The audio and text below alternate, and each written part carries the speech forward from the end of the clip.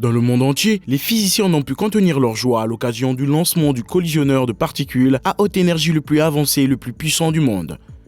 Ils ont attendu ce moment pendant des décennies et ont pu voir comment cette incroyable innovation a transformé la vision de l'humanité sur le cosmos. Après une phase de construction douloureusement longue, le Grand Collisionneur de Hadron de l'Organisation européenne pour la recherche nucléaire est entré en service en septembre 2008. Bien qu'il ait fallu plusieurs années au créateur de la machine pour la perfectionner, le Grand Collisionneur de Hadron a ensuite aidé les scientifiques à résoudre de nombreux mystères de l'univers. Récemment, cependant, des scientifiques du CERN ont révélé que lorsqu'ils ont augmenté l'énergie maximale du faisceau du Grand Collisionneur de Hadron, ils ont remarqué quelque chose d'inattendu et d'inquiétant. Depuis l'incident, ils tentent d'expliquer ce qui s'est passé. Mais tout ce qu'ils ont, ce sont des spéculations pour le moment. Rejoignez-nous dans la vidéo d'aujourd'hui alors que quelque chose d'inhabituel se produit au CERN. Le Grand Collisionneur de Hadron est le plus grand et le plus puissant accélérateur de particules au monde. Il est devenu opérationnel le 10 septembre 2008 et reste le plus récent ajout au complexe d'accélérateurs du CERN. Le LHC est un anneau d'aimant supraconducteur de 27 km de long, doté d'un certain nombre de composants accélérateurs destinés à augmenter l'énergie des particules en cours de route. Deux faisceaux de particules à haute énergie se déplacent à une vitesse proche de celle de la lumière à l'intérieur de l'accélérateur avant d'entrer en collision. Les faisceaux circulent dans des directions opposées dans des tuyaux séparés, qui sont deux tubes sous ultravide. Un puissant supraconducteur les guide autour de l'anneau de l'accélérateur. Les électroaimants sont constitués de bobines d'un câble électrique unique qui fonctionne dans un état supraconducteur, conduisant efficacement l'électricité sans résistance ni perte d'énergie. Cela nécessite de refroidir les aimants à 271,3 degrés Celsius, ce qui est plus froid que l'espace. Par conséquent, une grande partie de l'accélérateur est reliée à un système de distribution d'hélium liquide, qui refroidit les aimants ainsi qu'à d'autres services d'approvisionnement. Pour diriger les faisceaux autour de l'accélérateur, des milliers d'aimants de différents types et tailles sont utilisés.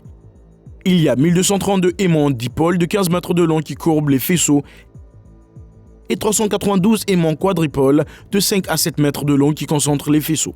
Un autre type d'aimant est utilisé juste avant la collision pour presser les particules les unes contre les autres, ce qui augmente la probabilité de collision. Les particules étant si petites, les faire rentrer en collision revient à tirer deux aiguilles distantes de 10 km avec une telle précision qu'elles se rencontrent à mi-chemin. Le centre de contrôle du CERN regroupe sous un même toit l'ensemble des commandes, des services et des équipements techniques de l'accélérateur. Les faisceaux à l'intérieur du LHC entrent en collision en 4 points de l'anneau de l'accélérateur, qui correspondent aux positions de 4 détecteurs de particules, Atlas, CMS, Alice et LHCb. Cependant, alors que le LHC a entamé sa 3e campagne l'année dernière, vous avez dû vous demander ce qu'il allait réaliser et ce qu'il allait chercher cette fois-ci. Eh bien, l'accélérateur de particules géant a cette fois un nouvel objectif en ligne de mire, la chasse à la matière noire. Cette substance mystérieuse qui doit constituer environ 80% de toute la matière de l'univers, mais que personne n'a jamais vue. Le fait que la grande majorité de la matière du cosmos nous soit invisible est remarquable. Les astronomes pensent que la matière noire existe parce qu'ils trouvent ses empreintes gravitationnelles. La matière noire est la sous-structure cosmique invisible qui maintient la cohésion des galaxies et des amas de galaxies. Nous ne savons tout simplement pas de quoi il s'agit. Fait intriguant, les expériences menées à la plus petite échelle au Grand Collisionneur de Hadron pourraient détenir la clé de la résolution de l'un des plus grands mystères cosmiques de la planète. Cependant, depuis mars 2021, les expériences de collision du LHC ont découvert environ 59 nouveaux hadrons dans les données acquises lors des 2 premiers passages du collisionneur. Le 5 juillet 2022, il a été révélé qu'une nouvelle sorte de pentaquark composée d'un quark charmant, d'un antiquark charmant, d'un quark up, d'un down et d'un quark étrange a été découvert lors de l'étude de la désintégration de Maison B chargée. Après quelques années de fonctionnement, toute expérience de physique des particules souffre de rendements décroissants. Comme les premiers résultats de l'appareil commencent à être terminés au cours des dernières années, on observe des résultats proportionnellement plus faibles. La solution la plus simple consiste à améliorer les dispositifs concernés, notamment en matière d'énergie de collision, de luminosité et de détecteurs améliorés. Parallèlement à une augmentation prévue de l'énergie de collision à 14 téra-électronvolts, une mise à niveau de la luminosité d'un grand collisionneur de hadrons, connu sous le nom de grand collisionneur de hadrons à haute luminosité, a commencé en juin 2018 et devait augmenter le potentiel de l'accélérateur pour de nouvelles découvertes à partir de 2027. L'objectif de cette mise à niveau est de stimuler la luminosité de la machine afin d'améliorer les possibilités de visualiser des processus peu fréquents et de valoriser des observations statistiquement marginales. Le troisième passage est considéré comme une étape de transition dans un programme de grands collisionneurs de hadrons. La découverte du boson de Higgs, tant attendu, a été le principal point fort du premier passage. La principale réalisation du deuxième passage a été la découverte des principaux modes de désintégration du boson de Higgs.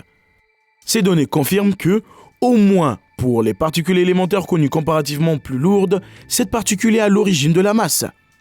Le CERN espère que la troisième phase prévue, qui devrait se terminer fin 2025, fera plus que doubler l'ensemble des données actuelles du LHC. Selon des initiés du CERN, la troisième phase sera suivie d'une phase de préparation plus longue qui pourrait durer jusqu'en 2029. D'ici là, le LHC entièrement agrandi aura été réactivé avec un taux de collision 10 fois supérieur au taux actuel. Le quatrième passage devrait se prolonger jusqu'en 2042 et permettra de recueillir un ensemble de données près de 10 fois supérieur à celui prévu à la fin du troisième passage. L'analyse d'une grande quantité de données recueillies à partir d'enregistrements de collisions entre protons au grand collisionneur de hadrons est essentielle à l'étude de la physique des particules de haute énergie ou LHC. Le proton est leur particule préférée car c'est la plus facile à manipuler, ce qui permet de l'accélérer jusqu'à la plus haute énergie. Il ne s'agit toutefois pas d'une énergie élémentaire, mais d'un état lié de quarks maintenus ensemble par des particules appelées gluons, qui sont des quanta de la force nucléaire forte. Pour mieux comprendre les collisions du LHC, considérez le proton comme un sac de bonbons contenant des quarks, des gluons, des antiquarks et même des particules plus lourdes comme les bosons W et Z, qui sont des quantas d'interaction faibles responsables de la désintégration radioactive. Lorsque deux protons se heurtent, les deux sacs de bonbons se déchirent très probablement, déversant des particules qui se reforment en protons, ions, kaons et autres particules plus familières. En revanche, lorsque deux quarks ou gluons se rencontrent de front, toute leur énergie est comprimée dans une région minuscule et est ensuite restituée en quarks et aux gluons, ou éventuellement à des particules plus lourdes, connues ou non. Les physiciens peuvent observer les règles de la nature de très près, en examinant et en analysant ces réactions très inhabituelles qui entraînent une libération massive d'énergie. Au fur et à mesure que les données du grand collisionneur de hadrons sont recueillies, ces tests seront étendus, ce qui permettra d'obtenir des échantillons de plus en plus grands de ces réactions rares. Les experts espèrent qu'à terme, suffisamment d'événements seront collectés pour fournir des preuves irréfutables d'une découverte. Cependant, la recherche de ces rares collisions dures est devenue un énorme défi en matière de données. Le grand collisionneur de hadrons fait entrer en collision des groupes de protons 40 millions de fois par seconde. Il y a au moins 50 collisions protons-protons distinctes dans chacune de ces collisions bunch. L'enregistrement photographique de ces collisions est ensuite inscrit dans une mémoire permanente par les détecteurs primaires du LHC, Atlas et CMS. Chacune de ces images étant environ 20 fois plus grande qu'une photo prise avec un smartphone, le stockage de toutes les preuves pendant une seule seconde représenterait une base de données d'1 million de gigaoctets.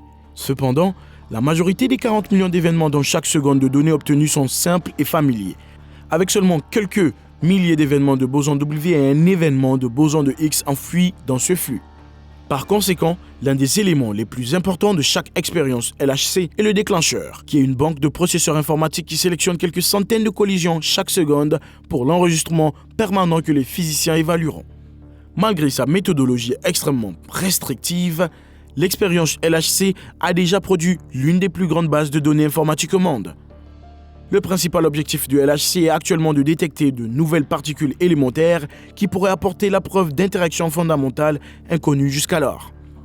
Certaines de ces nouvelles particules suggérées pourraient être lourdes et se désintégrer en amas de quarks et de leptons à haute énergie. Toutefois, les scientifiques ne pensent pas qu'une telle particule sera identifiée au cours du troisième essai. Tout au plus, ces essais donneront lieu à des suggestions statistiques intrigantes et peut-être à des images d'événements aux propriétés inhabituelles qui feront parler les théoriciens. Ces prédictions devraient être confirmées par le grand collisionneur de hadrons à haute luminosité au cours du cycle 4 et des cycles suivants. Les recherches de nouvelles particules à connexion hebdomadaire, telles que celles prévues dans les modèles de matière noire, présentent actuellement un grand potentiel. Comme de telles particules se forment à faible taux parce qu'elles sont produites par des interactions faibles et électromagnétiques plutôt que par des interactions fortes, toute augmentation de l'ensemble de données pourrait être bénéfique. La particule de matière noire interagit trop faiblement pour laisser un signal dans les détecteurs du grand collisionneur de Hadrons. Néanmoins, ce n'est pas un problème car on peut trouver des particules visibles qui reculent contre les émissions invisibles en utilisant la troisième loi de Newton.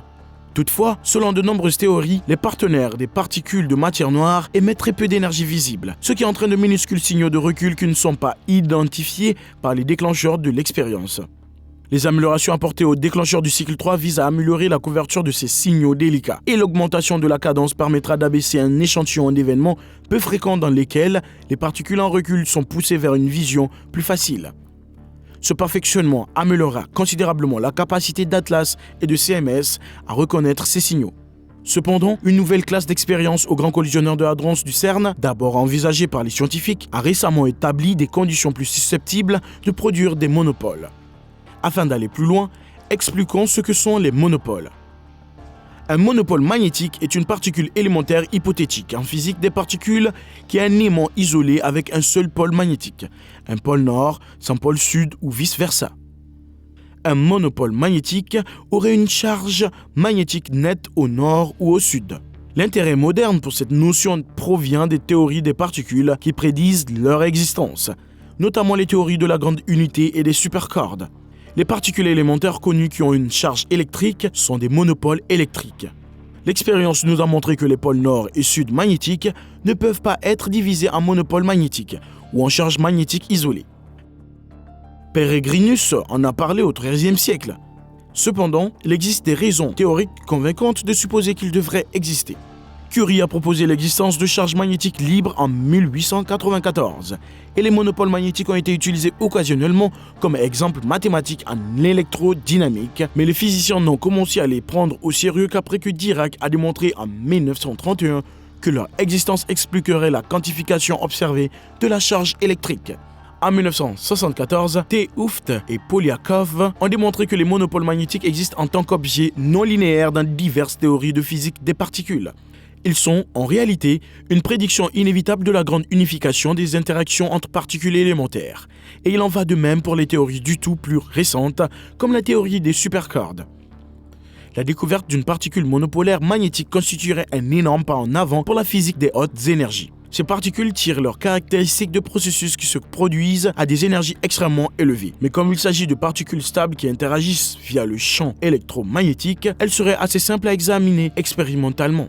Par conséquent, elles pourraient ouvrir une nouvelle fenêtre sur la physique des particules à des énergies hors de portée de toutes les expériences d'accélération prévues. D'innombrables tentatives ont été faites pour les détecter par diverses méthodes, mais aucune n'a abouti.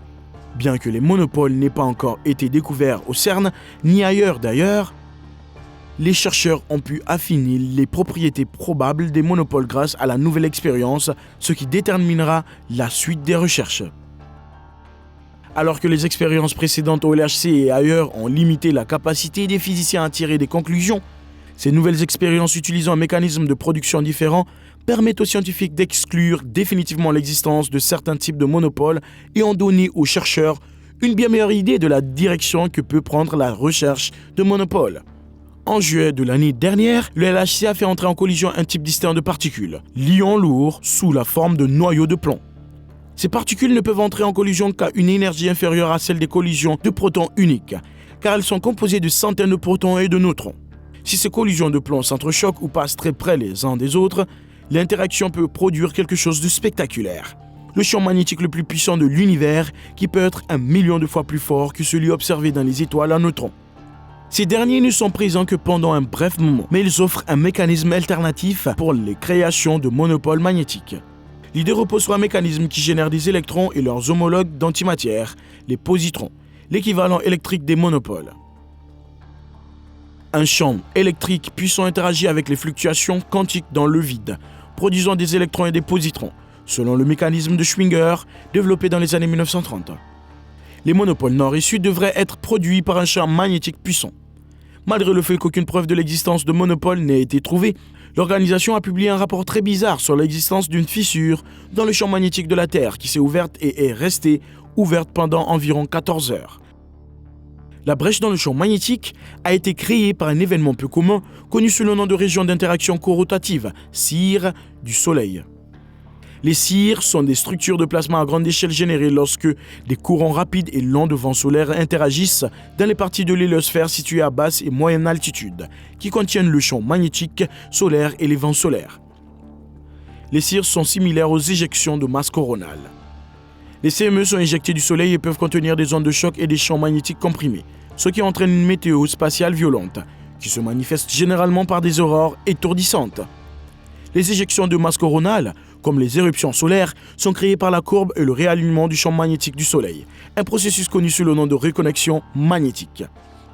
Lorsque les lignes de champ magnétique s'en mêlent, des champs magnétiques localisés intenses sont produits et peuvent éclater à la surface du Soleil dans les régions actives, ce qui entraîne des CME. Les CME sont plus fréquentes autour des groupes de taches solaires et sont fréquemment suivies d'une éruption solaire, bien que les deux ne se produisent pas nécessairement en même temps. Les CME, comme les éruptions solaires, sont plus fréquentes pendant le cycle d'activité de 11 ans du Soleil, lorsque l'étoile est la plus active. Après avoir été libérées, les CME augmentent en taille à mesure qu'elles s'éloignent du Soleil. Lorsqu'elles atteignent notre planète, les plus grandes CME peuvent couvrir environ un quart de l'espace entre la Terre et le Soleil. Si une CME est suffisamment grande et qu'elle se déplace plus vite que le vent solaire, elle crée une onde de choc dans laquelle des particules chargées accélérées vont à l'avant de la CME, perturbant la météo spatiale et augmentant les tempêtes géomagnétiques. Les CME, tout en produisant de superbes aurores, peuvent également être catastrophiques. Les grandes CME peuvent entraîner des problèmes technologiques très gênants dans l'environnement actuel, comme l'événement de Carrington en 1859 qui a endommagé le système télégraphique mondial. Il y a même eu des incidents où des opérateurs ont été électrocutés et où des étincelles provenant de machines télégraphiques ont enflammé des papiers. Selon la NASA, une CME a suivi une éruption solaire qui a touché la Terre en 1989, provoquant une panne de courant de 12 heures dans toute la province de Québec au Canada. L'incident a coûté au moins 10 millions de dollars à la Société d'électricité du Québec, Hydro-Québec. Mais comment les CME génèrent-ils tout ce désordre ? Les CME peuvent créer des surcharges de courant électrique qui surchargent les systèmes électriques, entraînant des pannes de courant généralisées ainsi que des secousses dans le champ magnétique terrestre, ce qui nuit aux émissions radio et augmente les parasites radio dans l'ionosphère. Les systèmes GPS sont particulièrement sensibles aux perturbations de l'ionosphère et il a été observé que les coordonnées GPS déviaient de plusieurs dizaines de mètres pendant un événement CME. La perturbation se produit parce que le GPS utilise des signaux radio pour transporter les informations entre un satellite et un récepteur au sol. Le signal radio traverse la couche ionosphérique qui contient du plasma chargé qui déforme la trajectoire du signal GPS de la même manière que les lentilles déforment la lumière.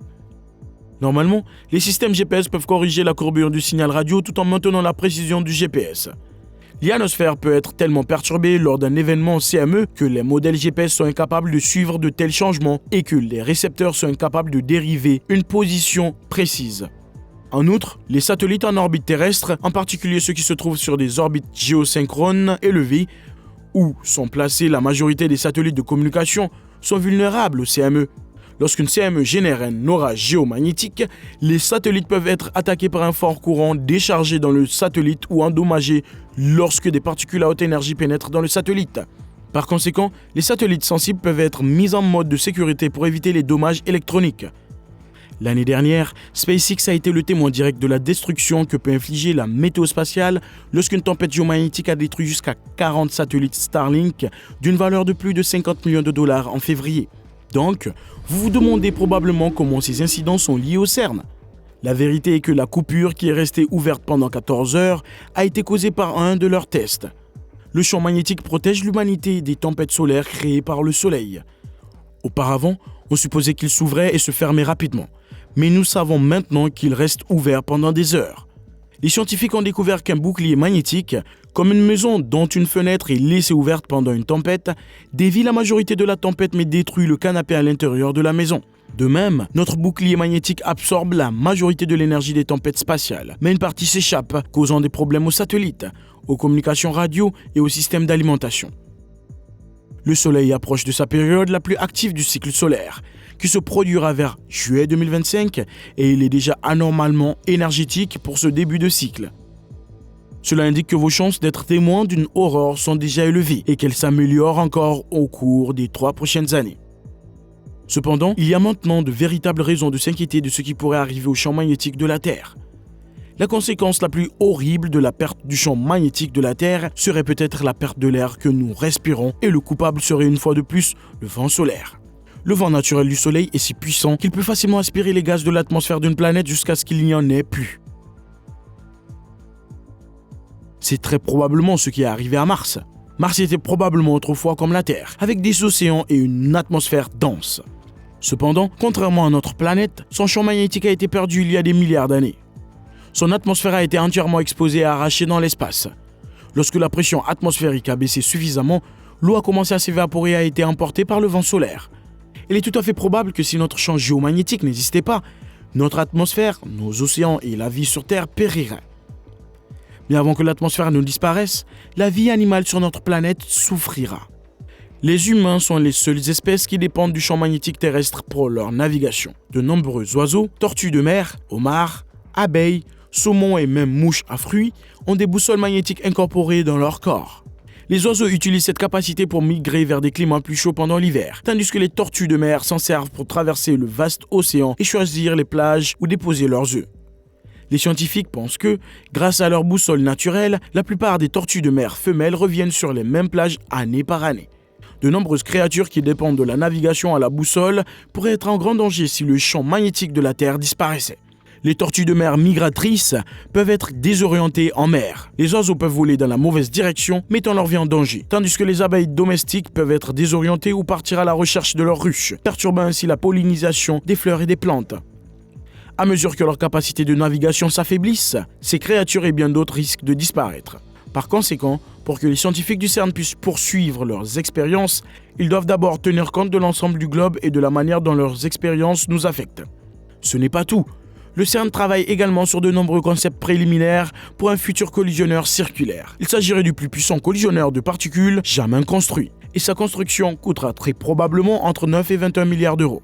Bien que le monde ne soit pas sûr que le futur collisionneur circulaire soit un investissement rentable à l'heure actuelle. Sabine Usenfelders, physicienne théorique à l'Institut d'études avancées de Francfort, en Allemagne, a affirmé qu'il n'y a aucune raison de croire qu'un tel collisionneur produira de la nouvelle physique. Les ressources élevées impliquées pourraient être mieux utilisées pour d'autres installations massives, comme l'installation d'un radiotélescope géant sur la face cachée de la Lune ou la mise en orbite d'un détecteur d'ondes gravitationnelles. Ces deux projets seraient plus sûrs que la construction d'un nouveau collisionneur, étant donné que le LHC est toujours en train de réaliser son 3e passage et se prépare à en réaliser un 4e, ce qui, pour l'instant, apporterait une contribution plus que suffisante à la physique des particules.